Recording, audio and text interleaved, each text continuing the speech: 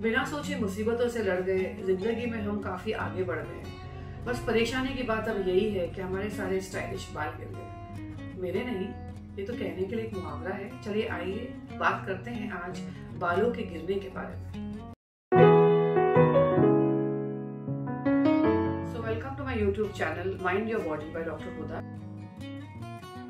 Female pattern baldness यानी औरतों के बालों का गिरना। औरतों को कैसे समझ में आएगा कि उनके बाल गिरने लगे हैं, या कैसे पता चलेगा कि उनके बाल वक्त के चलते कम हो रहे हैं, लेंथ में या वॉल्यूम में, क्वांटिटी में। आदमियों के मुताबिक यानी पुरुषों के मुताबिक औरतों को बहुत डिलेड समझ में आता है कि उनके बाल हेल्दी से स्कैंटी होते जा रहे हैं। उसका रीजन ये है कि औरतों के बालों में लेंथ होती है और हमारे बालों की स्टाइलिंग आदमियों से डिफरेंट होती है। मेडिकली फीमेल पैटर्न बॉल्डनेस को लुडविग क्लासिफिकेशन की तरह माना जाता है। उसमें डिफरेंट क्लासेस होते हैं बालों के गिरने, जिसमें हमारे बाल की जो पार्टिंग होती है वो स्प्रेड होती जाती है, यानी जो मार्जिन या जो पार्टिंग करके हम बाल बनाते हैं कंटिन्यूसली, चाहे वो साइड हो, मिडिल हो, उसमें डिस्टेंस बढ़ता जाता है और हमारे जो गंजापन या हमारा स्कैल्प नजर आने लगता है।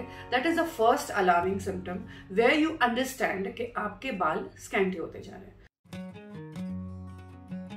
नंबर 2 ये है कि अगर आपको मेज पे या नहाते वक्त या शावर लेते वक्त आपको बाथरूम में बहुत ज्यादा बाल गिरते नजर आए, या आप सो के उठे हो, पिलो की कवरिंग पे अगर आपको बहुत ज्यादा बाल नजर आए और पूरे मेज पे पूरा दिन घर में यहाँ वहां अगर आपको दिखे कि आपके बहुत ज्यादा बाल गिर रहे हैं, तब समझ में आता है कि आपके बाल गिरने का अलार्म शुरू हो चुका है। नंबर 3 बाल का गिरना वैसे काफी कॉमन है। 50 to 100 स्ट्रैंड्स ऑफ बाल गिरना इज नॉर्मल, क्योंकि बाल है वो गिरेंगे, पुराने गिरेंगे तो उनकी जगह नए आएंगे। अगर आपके बालों की लेंथ ज्यादा है, अगर शोल्डर लेंथ से कमर के लेंथ तक है या उससे नीचे है, तो तब आपको एक बाल या 4 बाल भी गिरेंगे तो ऐसे लगेगा कि वो गुच्छा बहुत बड़ा है। तो यूजुअली ये बहुत कॉमन मेरे पेशेंट्स में मैंने देखा है कि जिनके बाल काफी लंबे होते हैं, उनके थोड़े भी गिरते हैं तो उनको क्वांटिटी वो ज्यादा लगती है, क्योंकि उनकी लेंथ लंबी होती है। तो according to the bunch you can not decide कि आपके बाल गिर रहे हैं ज्यादा या कम गिर रहे हैं। यू हैव टू डिसाइड नहाने के बाद। अगर आप वॉशरूम में देखते हैं कि आपके बाल ज्यादा गिर रहे हैं, जैसे मैंने कहा पिलो पे अगर आप देखते हैं कि पिलो के कवर पे बाल सुबह उठ के आपको नजर आते हैं, और मेज पे, जमीन पे आपको बाल सारा टाइम यहाँ वहां घर में अगर बाल दिखते हैं, या कंघा करने के बाद आपको दिखते हैं कि आपके बाल ज्यादा गिर रहे हैं। So you can understand in different places the quantity of hair that is falling, and not by one position or by only comb. Hair fall जो या हेयर अगर आपके स्कैंटी हो रहे हैं, तो आपके स्कैल्प की जो मिडिल पार्टिंग है, ये पार्टिंग के बीच में डिस्टेंस नजर आएगा और एक क्रिसमस ट्री का शेप नजर आएगा, जिसे क्रिसमस ट्री क्लासिफिकेशन कहते हैं। यानी आपकी जो पार्टिंग है वो क्रिसमस ट्री के ब्रांचेस की तरह आपके स्कैल्प यानी विदाउट हेयर का हिस्सा दिखने आएगा। तब एक सिवियरिटी आपके बाल की गिरने की बढ़ती जाती है। ऑफ कोर्स आपको क्वांटिटी फिर तब लगेगी कि शायद कम है या ज्यादा है। First reason you start noticing from the quantity of your hair at different places, not by one combing. Second is of course on the parting, where you start seeing a Christmas tree, a typical Christmas tree pattern with the branches showing your scalp without any hair. So my dear friends, my dear ladies, don't get very anxious or very aggressive, or thinking कि ये बाल मेरे वापस आएंगे या नहीं आएंगे. So you have to take it calmly and please consult your doctor as soon as possible when you see such symptoms. मैंने आपको एंशियस होने इसलिए नहीं बोला क्योंकि जितने बाल आप अगर देख रहे हैं जमीन पे या नहाते वक्त या पिलो पे नजर आ रहे हैं, और अगर उतने ही बाल आपके रीग्रो हो रहे हैं या आपको आपके बाल स्कैंटी नहीं नजर आ रहे, तो आपको एंशियस होने की जरूरत नहीं है। तो आपको पहले इस एंशियसनेस को दूर करने के लिए नॉर्मल जो एक ह्यूमन फिजियोलॉजी है, या जो एक बाल के 3 स्टेजेस होते हैं, जिसमें एक होता है एनाजिन, एक होता है कीटोजिन और एक होता है टीलोजिन। जिसमें स्टार्टिंग फेज जिसमें बाल ग्रो होते हैं, बीच का फेज होता है एक रेस्टिंग फेज जिसमें बाल बिल्कुल डिस्टर्ब नहीं होते हैं, और थर्ड फेज होता है जिसमें बाल गिरते हैं। अगर इस फेज के बीच में ये तीनों फेजेस में जब इम्बैलेंस हो जाता है, यानी कि बाल सिर्फ गिरते ही हैं, ना रेस्टिंग फेज होता है ना ग्रोथ फेज होता है, तो जब जाके प्रॉब्लम क्रिएट होता है। अब मूव करते हैं कॉजेस की तरफ कि क्या कारण है कि एक औरत अपने लाइफ में हेयर फॉल कभी ना कभी एक्सपीरियंस करती है। सबसे major first and very prime most important cause है स्ट्रेस, यानी मानसिक तनाव। मानसिक तनाव क्या होता है? जब भी हम स्ट्रेस लेते हैं, चाहे वो कुछ भी हो, हमारे बच्चों को हो, हमारी फैमिली के बारे में हो या कोई भी चीज हो, हमारी बॉडी स्ट्रेस हार्मोन कॉर्टिसोल या एड्रेनालिन रिलीज करती है। ये स्ट्रेस हार्मोन जाके हमारी इम्यूनिटी पे हिट करती है। इम्यूनिटी एक ऐसा पावर है हमारी बॉडी का, कुदरत का दिया हुआ, जो हमारी बॉडी को रिपेयर करता है और हमारी बॉडी को नॉर्मल फंक्शनिंग के लिए हेल्प करता है। तो ये कॉर्टिसोल और एड्रेनालिन हाइपर सीक्रेट या ज्यादा सीक्रेट होने की वजह से हमारे स्कैल्प में जितने भी हेयर रूट्स या फॉलिकल्स हैं उसको डिसरप्ट करते हैं या उसको डैमेज करते हैं, और जब जाके बालों का गिरना स्टार्ट होता है। Second major reason is 80% of Indian women are anemic, यानी आयरन डेफिशिएंसी एनीमिया। एनीमिया का मतलब खून की कमी या बॉडी में हेमोग्लोबिन का कमी होना। उसका रीजन ये है कि ऑक्सीजन जो हमारे बॉडी को पहुंचता है वो आयरन के जरिए या आयरन के सेल्स, रेड ब्लड सेल्स के जरिए पहुंचता है, और जब जाके हमारे हर जगह की बॉडी की ग्रोथ होती है। तो बालों में भी इस तरीके की प्रॉब्लम्स इसलिए आती है क्योंकि अगर हमारे बॉडी में हेमोग्लोबिन और ऑक्सीजन कैरिंग कैपेसिटी सेल्स या आयरन डेफिशिएंसी एनीमिया हमें हो तो हमारे बाल ना ग्रो होंगे, और जो रहे बाल है उनको नरिशमेंट मिलेगा तो वो गिरना स्टार्ट हो जाएगा। बाकी और काफी सारे रीजंस हैं। सेकेंडरी रीजंस है, अगर आपके बॉडी में आपको थायराइड है, या अगर आप प्रेग्नेंट हो, आपने प्रॉपर खाना या डाइट नहीं लिया हो, या आपके जेनेटिक हो, आपके फैमिली में आपके मदर के साइड या पेरेंट्स के साइड अगर बाल गिरने की प्रॉब्लम हो तो वो भी आपके को काफी हद तक आ सकती है। अगर आप डायबिटिक हो, शुगर लेवल्स बॉडी के ज्यादा हो, या अगर आप कीमोथेरेपी या ऐसे कोई रेडिएशन या ऐसे कोई ट्रीटमेंट पे हो, या अगर आपने बहुत सारे कॉस्मेटिक ट्रीटमेंट्स, हेयर कलर या हेयर डाइंग या ये सब चीजें यूज भी की हो, तो वो भी काफी सेकेंडरी रीजंस है जिसके वजह आप बाल का गिरना एक्सपीरियंस कर सकते हैं। अगर स्टैटिस्टिक्स का देखा जाए तो according to the recent study in 2022 as far as the hair fall is concern, 50% of men अपने एज में 50 इयर्स ऑफ एज में अपने बालों का गिरना एक्सपीरियंस करते हैं, और औरतें अपनी लाइफ में पहले ऐसा था कि 40 इयर्स ऑफ एज यानी मेनोपॉज के बाद बाल गिरना एक्सपीरियंस करते थे, बट अब ऐसा है कि even school going small children from the age of 14 to anywhere in 20 or maybe mid during their pregnancy or even menopause. So 40% of ladies experience their hair fall anytime. 1 out of 4 women experience thinning of hair within 40 years of age. And after 40 years of age due to menopause, 80% of women definitely experience hair fall. अरे आपको एक बहुत important type of hair loss के बारे में बताना तो मैं भूल ही गई, जिसे कहते हैं ट्रैक्शन एलोपेशिया। ट्रैक्शन एलोपेशिया यानी हेयर स्टाइलिंग की वजह से जो बाल गिरते हैं, जिसमें हम यूजुअली हमारे बालों को जो खींच के बनाते हैं यानी पोनीटेल स्टाइल, उससे हमारे साइड के बाल या जहाँ पे ट्रैक्शन या प्रेशर हमारे बालों को खींच के बांधने से आता है, वहाँ के एरिया के बाल कांस्टेंट प्रेशर पे रहने की वजह से वहाँ का फॉलिकल्स या वहाँ का जो रूट्स है वो खिंचावट से, तनाव से वो टूट के गिरने लगते हैं। पहले के जमाने में ऐसा माना जाता था काले लंबे घने बाल एक औरत के हमेशा लाइफ लॉन्ग रहना चाहिए, और एक एज के बाद यानी 40 के बाद या प्रेगनेंसी में या लैक्टेशन में एक औरत बाल का गिरना क्या होता है वो एक्सपीरियंस करती थी। बट क्योंकि आजकल की आबो हवा, pollution, the kind of quality food and the stress, यानी इतनी सारी चीजें हैं या फैक्टर्स है जो बहुत छोटी सी एज में यंग गर्ल्स को भी बालों का गिरना एक्सपीरियंस करवा रही है। चलो डेफिशिएंसी की बात तो हो गई कि ये नहीं खाने से या इसकी कमी से या उसकी कमी से हमारे बाल गिरना स्टार्ट होते हैं, और काफी सारी चीजें ऐसी हैं जो बहुत ज्यादा करने से भी हमारे बाल गिरते हैं, जैसे कि जंक फूड ज्यादा खाने से, बियर या अल्कोहल ज्यादा लेने से, सिगरेट स्मोकिंग से। कहते हैं कि self help is the best help. Self help यानी क्या? हम हमारे घर के लेवल पे या बिफोर हम हमारे डॉक्टर को कंसल्ट किए हम क्या कर सकते हैं हमारे बालों के बारे में। एक है हमारे डाइट को सुधारना। डाइट में सबसे पहले आता है आयरन रिच फूड्स खाना। आयरन रिच फूड्स जैसे कि डेट्स हो गया, स्पिनच हो गया, फिग्स हो गए, ऐसे काफी सारे पदार्थ हैं जो हमें आयरन की मात्रा हमारे बॉडी के बढ़ा सकते हैं। Second is high protein diet.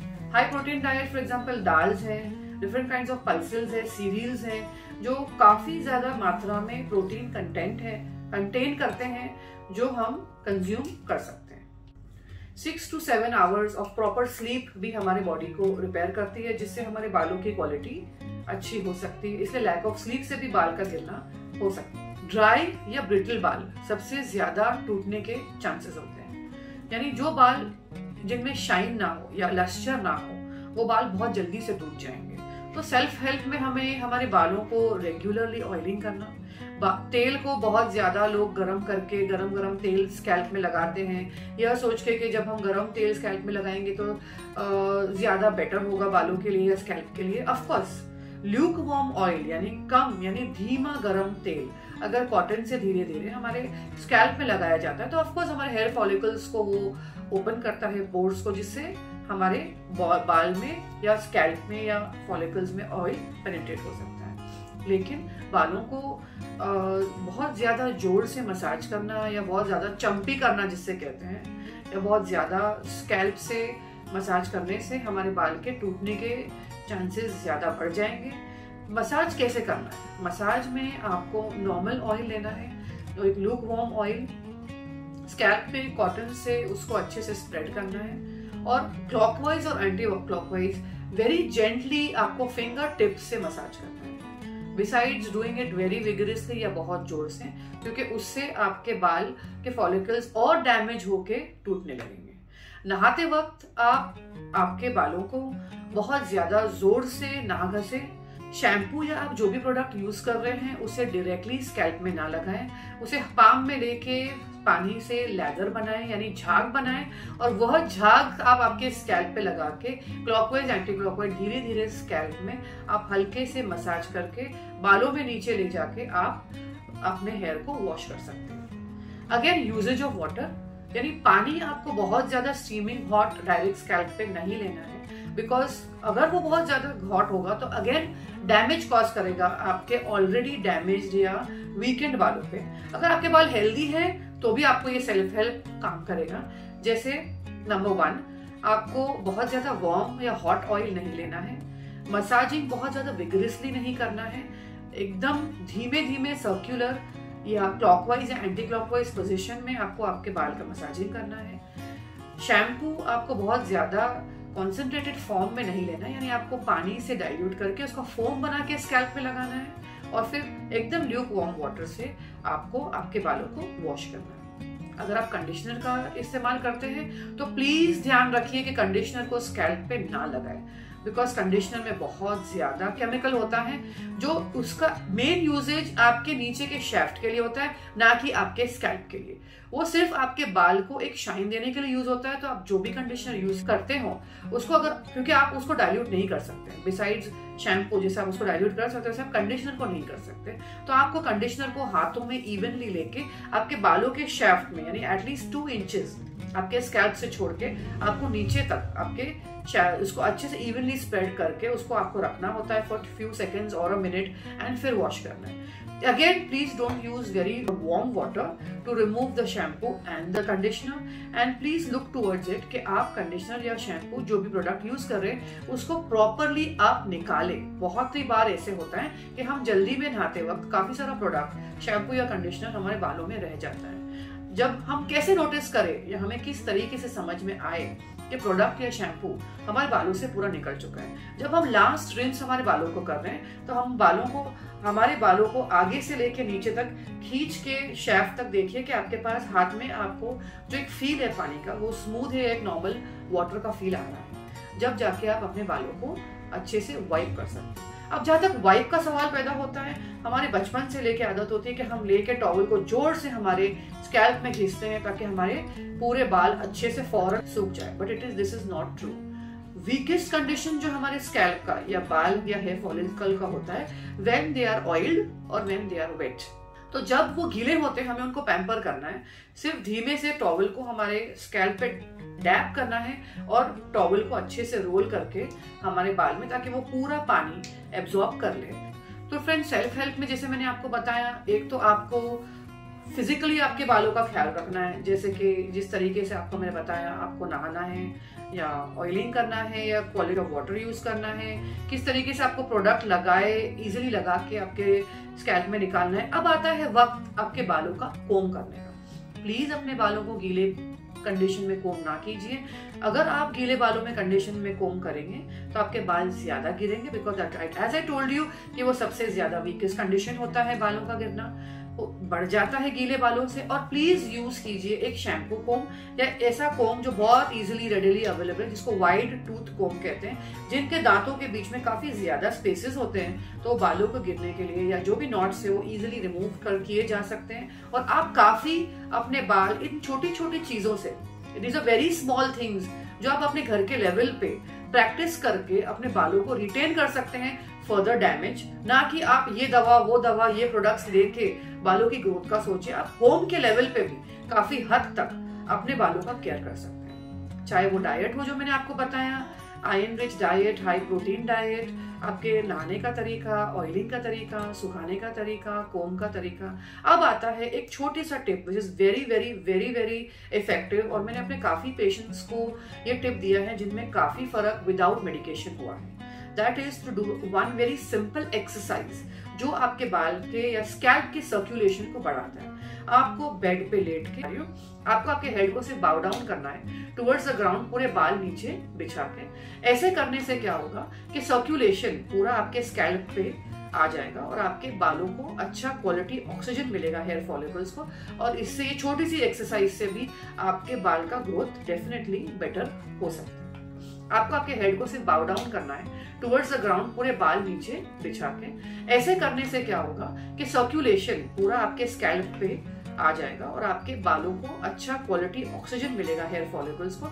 और इससे ये छोटी सी एक्सरसाइज से भी आपके बाल का ग्रोथ डेफिनेटली बेटर हो सकता है। आज के जमाने में hair products, styling, hair cut, hair colour, ये सब इतना आम और इतना इजी और इतना ज्यादा फैशनेबल और इतना ज्यादा टुवर्ड्स द ट्रेंड माना जा रहा है, जिससे हम जैसे डॉक्टर्स आपको बिल्कुल मना नहीं कर सकते कि आप बाल में कलर ना कीजिए या आप अच्छे ना दिखिए या हेयर कट ना कीजिए। Definitely do everything, go towards the trend, या जैसे जमाना चल रहा है उसकी तरफ आप डेफिनेटली दौड़िए, लेकिन with proper care.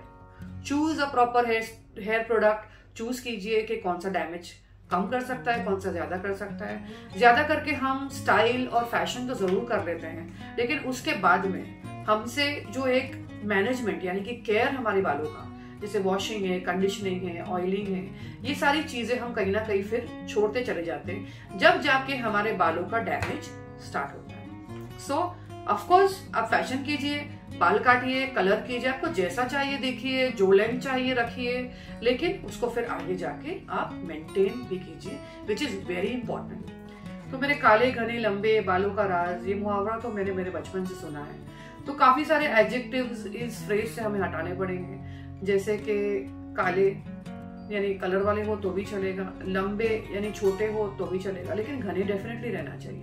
I hope आपको मुझे इस इंफॉर्मेशन से जो भी समझाना तो आपको समझ आया हो, आपको एक घने का इम्पोर्टेंस समझ आया हो, आपको अपने बालों का स्टेटस समझ में आया हो कि आपके बाल हेल्दी है नहीं है। और अगर आपके फ्रेंड्स और रिलेटिव्स में किनको भी अगर इस तकलीफ की प्रॉब्लम हो तो आप प्लीज उन्हें ये वीडियो शेयर कीजिए और सब्सक्राइब कीजिए मेरे चैनल को अगर आप नए हो तो, और लाइक कीजिए। Mind your body by doctor.